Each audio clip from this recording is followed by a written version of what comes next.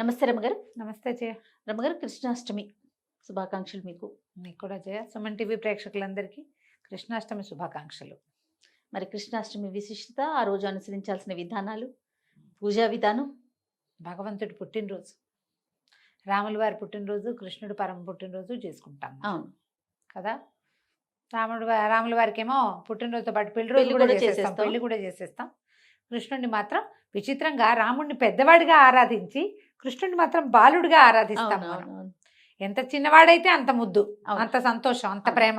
కాదు రమ్మగారు, శివుడు ఉద్భవించిన రోజును కూడా మనం శివరాత్రి కిందే కదా చేసుకుంటాం. అదే శివుడు ఉద్భవించటం అని కాదుగా, లింగోద్భవేశ్వరుడు ఉండి లింగోద్భవం తన శక్తిని చూపించిన రోజు. నరసింహ జయంతి, హనుమ జయంతి, వినాయకుడు జయంతి, వినాయకుడి పుట్టినరోజు కూడా చేసుకుంటాం కదా చవితి మనం. అవును, దేవుళ్ళ పుట్టినరోజులు చేసుకోవటం మన పద్ధతి. అయితే అందరినీ తలా ఒక రకంగాను అర్చిస్తే ఈయన్నేమో మరి పసిబిడ్డగా ఆరాధించటం, ఉయ్యాలేయటం, చంటివాడిగా చిన్న పిల్లవాడిగా ఆరాధించటమే భగవంతుడు మనకి జగద్గురువు. ఆయన ఎట్లా జీవించాలో జీవించి చూపించాడు. తామరాకు మీద నీటి బొట్టులాగా, అంతే. బురదలో ఉన్న కమలం బురదనంటకుండా ఎలా ఉంటుందో అలా ఉండగలిగి చూపించాడు. ప్రత్యేకమైన వాడు కృష్ణుడు. ఆయన అవతారాల్లో అన్నిట్లలో కంటే కూడా అత్యంత ప్రత్యేకమైనది కృష్ణ అవతారం.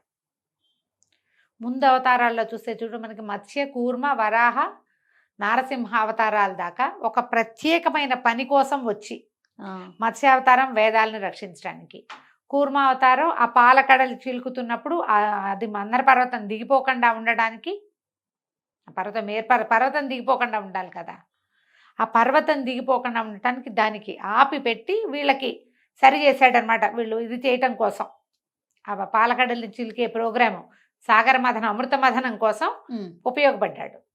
తర్వాత వరాహ అవతారం ఎత్తి భూమిని హిరణ్యకశిపుడే తీసుకుపోతే అక్కడ అతన్ని సంహరించి తీసుకొచ్చాడు.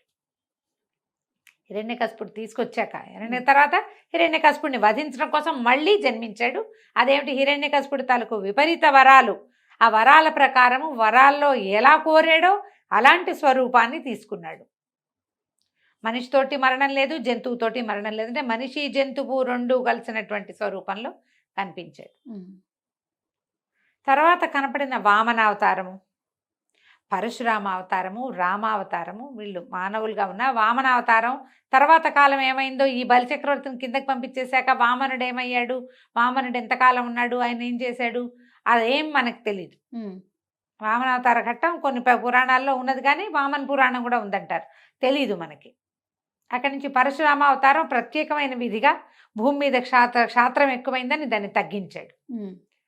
అంశావతారమే ఆయన, పూర్ణావతారుడు కాదు. ఆయన ఉన్న కాలంలోనే పూర్ణావతారుడుగా, పరిపూర్ణ మానవుడుగా రాముల వారిగా జన్మించాడు. జన్మించి భూమిని నిష్కంటకంగా రాక్షసుల్ని ఏరేశాడు. మానవుడు ఎలా ఉండాలో మహిమలు మాయలు ప్రత్యేకంగా ఏమీ చేయకుండా ఒక దశరథ మహారాజుకి కుమారుడిగా జన్మించి ఒక గురువు గారితో వెళ్ళి చదువుకుని బుద్ధిమంతుడైన పిల్లవాడు ఎలా ఉండాలో అట్లా ఉండి చూపించాడు. ఒక పరిపూర్ణ మానవుడి అవతారమే మనకి రామావతారంలో కనపడుతుంది. కృష్ణావతారంలో కర్మలు అంటకుండా ఉంచుకోవటం ఎలా, మానవుడు ఎలా ఉండాలో చూపించాడు కృష్ణుడు. చెప్పాడు కదా. అవును, ఆయన హాయిగా ఉన్నాడు ఆడుతూ పాడుతూ. మనకి కృష్ణుడు అనగానే రాధ గుర్తొస్తుంది, గోపికలు గుర్తొస్తారు, 8 మంది భార్యలు, 16,000 గోపికలు గుర్తొస్తారు మొదట. ఆయన ఏమిటో చేశాడు అనుకుంటాం, అల్లరే చేశాడు అనిపిస్తుంది.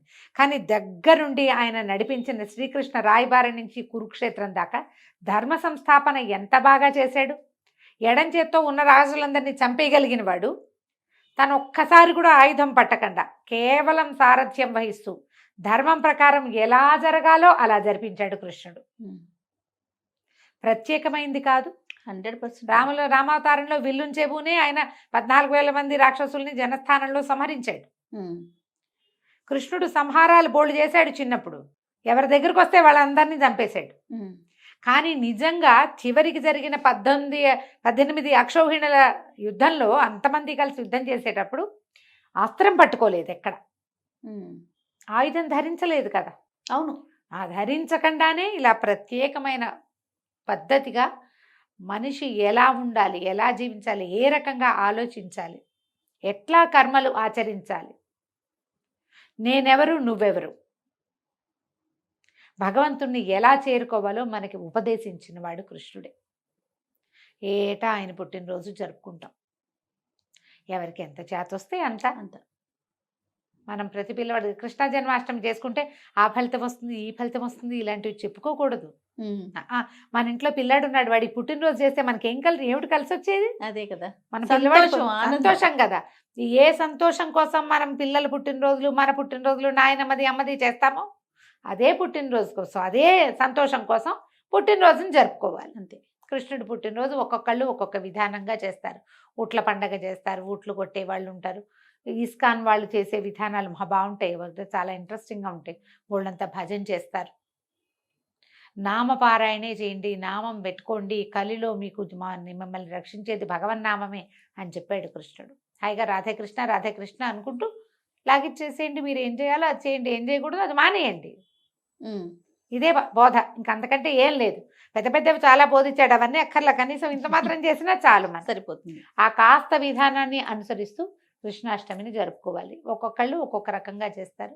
మనం వాకిట్లో నుంచి ఇంట్లోకి వస్తున్నట్టుగా కృష్ణ పాదాలు, కృష్ణుని పాదాలు వేసి పగలు ఉపవాసం ఉండి సాయంకాలం వేళ కృష్ణ పాదాలు వేసి చిన్ని కృష్ణయ్యని రారా కృష్ణయ్య అని ఇంట్లోకి ఆహ్వానించి, కృష్ణుడు మన ఇంట్లో ఉంటే జగద్గురుడు, ఆయన ఉంటే మనకు పండగే, అంతే కదా, జీవితాలు బాగుంటాయి. ఈ ఒట్టిగా పండగ చేసుకోవటము, కృష్ణపాదాలు వేయటము, అలంకారం చేసుకోవటము, ఏదో వెన్న పెట్టాం, అది పెట్టాం, ఇది పెట్టాం, వాళ్ళని పెట్టాం కాకుండా కృష్ణుడు ఏం చెప్పాడో వినాలమ్మా. ఏం చెప్పాడో తెలుసుకోవాలి. ఎంత ఆచరించగలమో అంత ఆచరించడానికి త్రికరణ శుద్ధిగా, మామూలుగా కాదు, త్రికరణ శుద్ధిగా మనోవాక్కాయ కర్మలతోటి ఆచరిస్తే అప్పుడు మనం కృష్ణ జన్మాష్టమి చేసుకున్న దాని ఫలితం మనకు లభిస్తుంది. ఏవైనా ప్లెజర్స్ వస్తాయని అనుకోవద్దు వాటితోటి, మనకి అవేం కాదు. ఇది చేయాల్సింది. కృష్ణుడికి ఇష్టమైనవి పాలు, వెన్న, నెయ్యి, పెరుగు, మీగడ ఇలాంటివి నివేదన చేయటం. తర్వాత ఏవో రకరకాల చిన్నపిల్లలు ఇష్టపడేవి, కరకరలాడేవి ఏమంటారు, గవ్వలు, చేగోడీలు, చెక్కిలాలు, చెక్కలు, వెన్న అవి వేసి తయారు చేసుకోవటం, వీటినన్నిటి పెట్టడం. అటుకులు ఆయనకి చాలా ప్రీతి. అటుకులు ఆయనకి ప్రీతి కాదు, వాళ్ళ ఫ్రెండ్ తెచ్చాడని తిన్నాడమ్మా, ఆయనకి ఇష్టం అని చెప్పడానికి వీల్లేదు. ఆయన ఇంకెక్కడా అటుకులు తిన్నట్టుగా లేవు. చిన్నప్పుడు ఎప్పుడో తిన్నారట, చిన్నపిల్లలు అందరూ తింటారు. ఒకసారి తింటారు, ఒకసారి తిన్నాడు. రెండోసారి ఆయన ఎప్పుడు తిన్నాడు, అష్టభార్యలతోటి ఉండి కుచేలుడు వచ్చినప్పుడు కుచేలుడు పట్టుకొచ్చిన ఆ గుప్పెడు అటుకుల్ని తిన్నాడు. 3 మాటలు నోట్లో వేసుకున్నాడు. ఆ అటుకులని తీసుకుని అష్టైశ్వర్యాలు ప్రసాదించాడు కుచేలుడికి. అందుకని ఆయన ప్రీతి మనకు కూడా ఏదైనా ఇస్తాడేమని మనం అటుకులు పెడతాం. సొంటి పొడి లాంటివి నివేదన చేస్తారు, చిన్న చిన్న లడ్డూలు చేసి పెడతారు. మినపసున్ని చేయొచ్చు, రవ్వ లడ్డూలు చేయొచ్చు. పెద్దగా పాయసాలు అవి పెట్టినట్టు కనపడరు, అవి కనిపించదు.